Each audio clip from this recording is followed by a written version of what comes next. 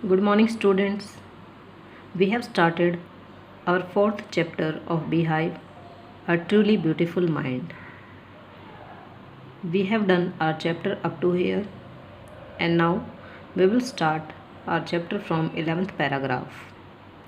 यहाँ तक हमने पढ़ा कि एल्बर्ट आइंस्टीन मिलेवा मैरिक से शादी करना चाहते हैं, लेकिन जो एल्बर्ट आइंस्टीन की मदर है वो मिलेवा को पसंद नहीं करती है। एक तो मिलेवा उनके बेटे से उम्र में 3 साल बड़ी है, प्लस वो मिलेवा की जो इंटेलिजेंस है उसको लेकर भी काफ़ी ज़्यादा बॉदर्ड हैं, क्योंकि उन्हें एक हाउसवाइफ चाहिए जो उनका खुद का और उनके बेटे का ध्यान रख पाए।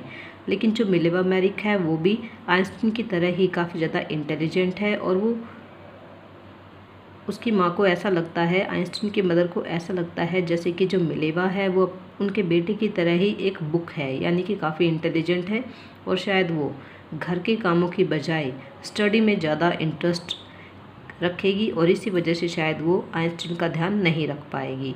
तो कुछ क्लैश रहे हैं एल्बर्ट आइंस्टीन की वेडिंग को लेकर, और इसी वजह से एल्बर्ट आइंस्टीन ने कुछ समय के लिए अपनी शादी को टाल दिया था। अब हम स्टार्ट करेंगे हमारा चैप्टर 11th पैराग्राफ से। द पेयर यहाँ पर किसको बोला गया है? पेयर बोला गया है Albert Einstein and Mileva Maric को। अपनी वेडिंग को लेकर काफ़ी ज़्यादा क्लैश उन्होंने सहन किए, लेकिन फाइनली उन्होंने मिलेवा मैरिक से शादी कर ली। The pair finally married in January 1903। अंत में इस जोड़े ने 1903 में जनवरी में शादी कर ली एंड हैड 2 सन्स, और उनके 2 बेटे हुए। But a few years later the marriage faltered. लेकिन कुछ सालों के बाद ये शादी कमज़ोर पड़ गई। Faltered means became weak. Mileva meanwhile was losing her intellectual ambition. इसी बीच मिलेवा मैरिक अपनी बौद्धिक अभिलाषा को खो रही थी and becoming an unhappy housewife, और एक नाखुश हाउसवाइफ बन गई थी। काफ़ी ज़्यादा जो मैरिड लाइफ है यहाँ पर मिलेवा मैरिक को सफ़र करना पड़ता है, उनको अपने बच्चों की केयर करनी पड़ती है, प्लस में कुछ घर के जो डेली के वर्क हैं उसमें उनको थोड़ा सा टाइम देना पड़ता है। और इसी बीच में क्या हुआ, जो उनकी इंटेलेक्चुअल एम्बिशन थी उसको वो लॉस कर रही थी। After years of constant fighting, कई सालों तक लगातार झगड़े की वजह से द कपल फाइनली डिवोर्स्ड इन 1919। इस जोड़े ने 1919 में डिवोर्स ले लिया, तलाक ले लिया। Einstein married his cousin Elsa the same year. Albert Einstein ने उसी साल अपनी चचेरी बहन एल्सा से शादी कर ली। Einstein's new personal chapter coincided with his rise to world fame. Albert Einstein के जीवन का जो नया पर्सनल चैप्टर चला, जो नया व्यक्तिगत अध्याय चला, वो उनका वर्ल्ड फेम तक पहुंचने के बिल्कुल कोइंसिडेंट था, यानी कि बिल्कुल अनुरूप था। एल्बर्ट आइंस्टीन की जो मैरिड लाइफ है वो भी एक नया टर्न ले रही है, और जो वो अपनी थ्योरी ऑफ रिलेटिविटी के ऊपर वर्क कर रही हैं वो भी एक नया अध्याय, नया शुरुआत करने वाली है। तो दोनों ही उनकी पर्सनल लाइफ और उनकी प्रोफेशनल लाइफ जो है वो दोनों ही क्या कर रही हैं, दोनों ही आगे बढ़ रही हैं, लीड कर रही हैं, और एक सक्सेस पर पहुंचने वाली हैं।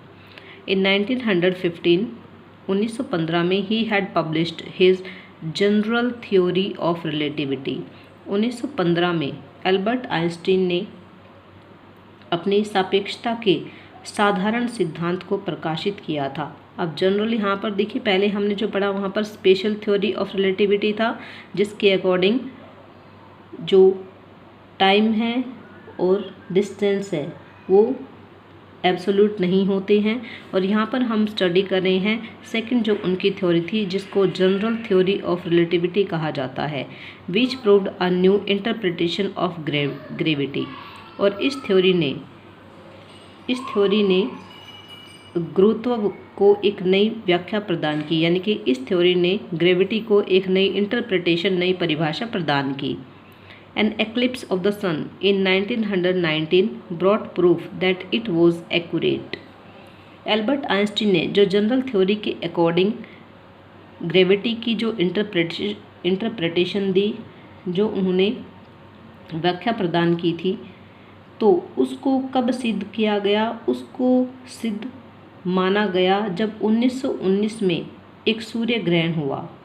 तो उस टाइम पे उस सूर्य ग्रहण ने ये प्रमाण दे दिया कि जो उनका सिद्धांत है, जो उन्होंने जनरल थ्योरी ऑफ रिलेटिविटी दी है, वो बिल्कुल सही थी। Einstein had correctly calculated in advance the extent to which the light from fixed stars would be deflected through the sun's gravitational field. Einstein ने पहले से ही ये बिल्कुल सही कैलकुलेट कर लिया था, बिल्कुल पहले ही गणना कर ली थी कि किस सीमा तक जो फिक्स्ड स्टार होते हैं, जो स्थिर तारे होते हैं, उनका प्रकाश सूर्य के ग्रेविटेशनल फोर्स के द्वारा अपनी जो दिशा होती है उसको चेंज कर लेते हैं। The newspaper proclaimed his work as a scientific revolution, और अखबारों ने एल्बर्ट आइंस्टीन की खोज को एक साइंटिफिक रेवोल्यूशन का नाम दिया, एक वैज्ञानिक क्रांति का नाम दिया। Einstein received the Nobel prize for physics in 1921। 1921 में एल्बर्ट आइंस्टीन को नोबेल पुरस्कार से नवाजा गया। He was showered with honors and invitations from all over the world. पूरे संसार भर से उनको सम्मान मिला और उनको इन्विटेशंस भी लोगों के द्वारा दिए गए। And lauded by the press, laud करना, अप्लॉज करना, प्रशंसा किए जाना, और प्रेस के द्वारा उनकी काफ़ी ज़्यादा अप्लॉज भी गई, काफ़ी ज़्यादा प्रेज भी की गई।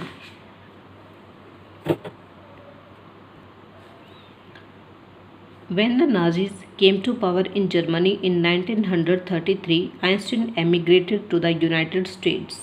जब 1933 में नाजीज जर्मनी में अधिकार में आए, तब एल्बर्ट आइंस्टीन ने यूनाइटेड स्टेट्स की नागरिकता ग्रहण कर ली। 5 years later, 5 सालों के बाद, the discovery of nuclear fission in Berlin had American physicist in an uproar. 5 वर्ष के बाद बर्लिन में न्यूक्लियर फिजन की खोज हुई, तो अमेरिका के जो भौतिक वैज्ञानिक थे उनके बीच में काफ़ी शोर शराबा हुआ। Many of them had fled from fascism. उनमें से बहुत से ऐसे थे जो कि फांसीवाद से दूर भाग निकले। जस्ट एज आइंस्टीन हैड, जैसा कि एल्बर्ट आइंस्टीन ने किया था। And now they were afraid the Nazis could build and use an atomic bomb. अब उन्हें डर सता रहा था कि जो नाजी लोग हैं वो कभी भी आणविक बम बना सकते हैं और उसका यूज़ भी कर सकते हैं, उनका प्रयोग भी कर सकते हैं। Thank you students.